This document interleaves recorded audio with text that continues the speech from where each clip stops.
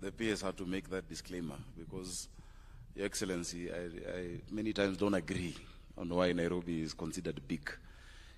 Your Excellency, the President of the Republic of Kenya, William Ruto, Waziri Alice, Waziri Kindiki, and Professor Ndungu, colleague governors led by our chair, development partners, World Bank, country director, and everyone who's here today. I've been asked to welcome you here. I don't know if I'm allowed to, because this is State House. But generally, welcome to Nairobi.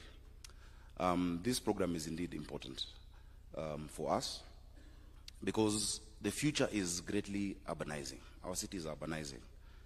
By, I think, 2050, 65% of the world's population is going to be in cities. In Nairobi, for instance, we'll have 10.5 million people in this capital city by the year 2050. We need to think hard about how we future-proof our cities. I think the challenges that we've seen in recent days in terms of the infrastructure, in terms of housing, in terms of the drainage systems, tell us that there's need to plan for that future today.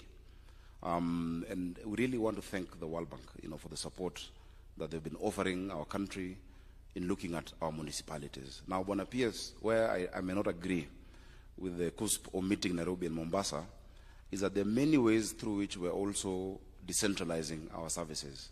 In Nairobi, we are now undertaking a system of restructuring our capital into boroughs. We are going to have 6 boroughs: Nairobi North, East, West, South, and Southeast, that will step down decision-making, will create more centers of customer service. The County Government Act talks about service-oriented government, and that, I think, needs quite some support. Before, we had NAMSIP, NAMSIP 1, that looked at the metropolitan areas. Many times, the urban poor are neglected. If you look at interventions that have been there, for instance, the resilience and just securing livelihoods for our people in the lower areas, food support, hunger, attention is given to the arid areas, attention is given to the rural areas, but urban poverty many times, and Senator Governor Kihika and Governor Nyong'o, you know what I'm talking about, that those in informal settlements many times suffer much, much more. We say Nairobi ni shamba ya mawe. If you don't have resources, you'll have nowhere to stay, you'll have nothing to eat. There's more community in the rural areas. So we really want to ask that you support, and we can come up with a new program for the cities. If you look at some of the things that Mombasa has to grapple with, and Kisumu has to grapple with, and Nairobi, for instance, street lighting. Street lighting, the bill is on the county, but if we switch off the lights, it's a national security problem. Should that be a bill that is left to the formula of devolution, or should there be specific support to these cities for functions such as those? The Urban Areas and Cities Act envisions or envisages special financing for the capital and special financing for such interventions. My colleague governors, I want to encourage you as you move to municipalities and as you create these new urban areas to also know that it comes with certain challenges. Number one, you will lose a lot of what you call political homogeneity when you create municipalities and cities. The people who come there might not be of the same political strand, and that is why you have to do a lot of balancing, as we have to do in the city. Number two, as you create those centers, and I'll give an example. In Kakamega, I don't know if the governor of Kakamega is here, around Sigalagala, because of the technical training and the university there, it has become almost a new city. There is pressure on housing.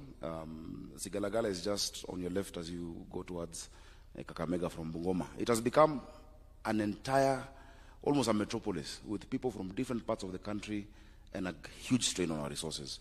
So we hope, in long and short, that you can help us just look at the economic issues that we need support on.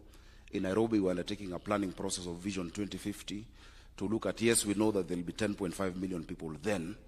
What do we need to do today and how do we then move this into 10-year plans. We hope we can get support from that. We have not yet gotten support in that planning process. Your Excellency, we've discussed how you can help us, even just with the technical teams, because the future is not going to plan itself. So, Bona PS, thank you.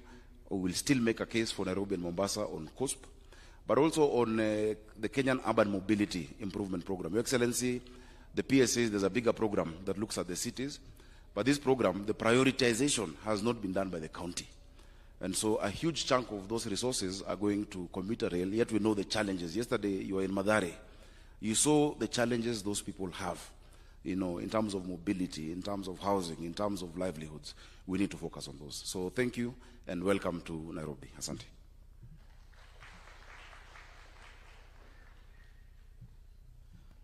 Your Excellency, allow me now to invite the